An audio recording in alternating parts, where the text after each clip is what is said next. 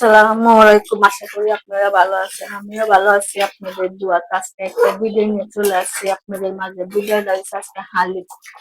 অবশ্যই হালিমটা কি সিস্টেমে নানবো না নানবো, অবশ্যই ভিডিওটা পুরোটা দেখতে থাকবেন, সাথে থাকবেন। ভালো লাগবে লাইক শেয়ার কমেন্ট সাবস্ক্রাইব করে দিবেন। নতুন ভিডিও আপনাদের মাঝে চলে যাবে।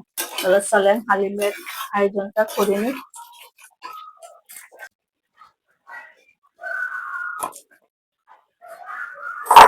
আজকে আমি হালিম নামবো, প্যাকেটের হালিম।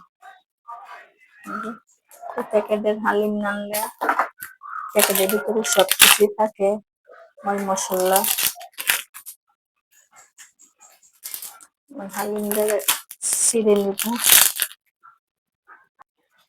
ঢেলে দিব। আপনারা ছেলে বড় গুলা ব্লেন্ডারে গুঁড়া করতে পারেন।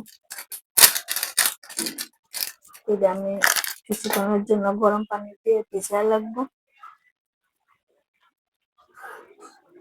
গরম পানিতে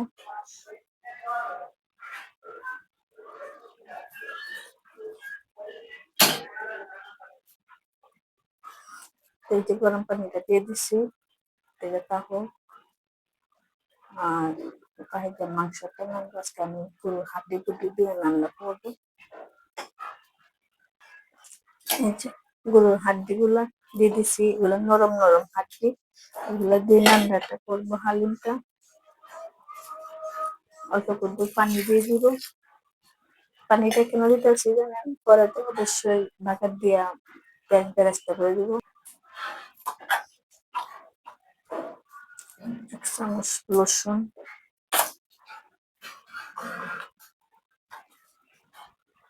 1 চামচ আদা। এই যে হালিমের মশলা এটা দিয়ে দিব। আর কোনো এক্সট্রা মশলা দেওয়া লাগবে না, শুধু আদা রসুনটা দিলেই হবে। ঝামেলা নেই, কিছু নেই। হালিম রান্না একবারে সহজ। সবকিছু চুলাটা জ্বালাই দিব, সবকিছু মিশিয়ে নেব। মিশায় যেরকম মাংস নামবে মাংসটার মতো নামিয়ে নেব।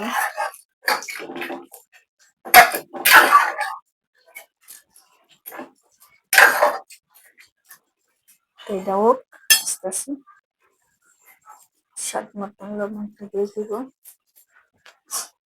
দিয়ে এখন ঢাকনাটা দিয়ে দিব।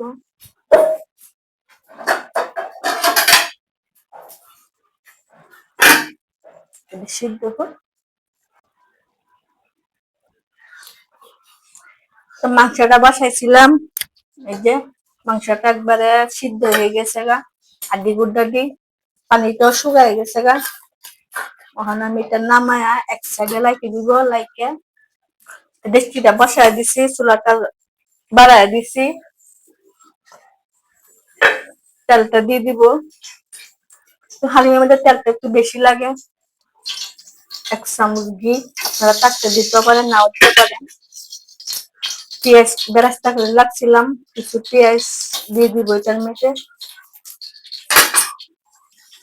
যে হালিমটা আসলটা গুলা লাগছিলাম এটা দিয়ে দিব। সবকিছু এখন একসাথে মিশিয়ে নিব, লড়াইয়া চড়াইয়া।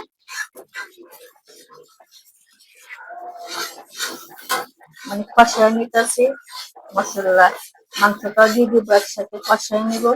কিছুক্ষণ কষাইলে তখন মাংসটা দিয়ে দিব। আর মাংসগুলো ডাইলে দিয়ে দিব, দিয়ে আবার কষায় মশাই নিব।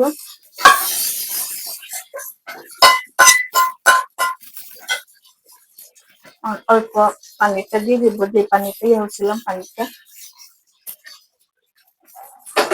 দিয়ে সবকিছু আবার মিশিয়ে নিব। ডেচকিটা আমার থেকে বড় হয়ে গেছে, এটা আমি আশ্রা দিব। বেশিটা আশ্রা লেছি। আর এটা কিন্তু কখন মানে শুধু লাল লাগবো আর কিছু দিব না। আর দেখেন সব মশলা দেওয়া আছে, কালারটা অনেক সুন্দর হয়েছে। আর আপনারা যদি এই মশলাটা ছাড়া অন্য মশলা দিয়ে নামবেন তো পারবেন। আর আপনারা চাইলে এটা সারাদিন বা 5-3 ঘন্টার মতন ভিজা রাখতে পারবেন, যদি তাড়াহুড়া না থাকে। আর আমার তো তাড়াহুড়া, তার জন্য আমি একটু গরম পানি দিয়ে ভিজা রাখছিলাম। এই যখন লাগতো তাহিদা ও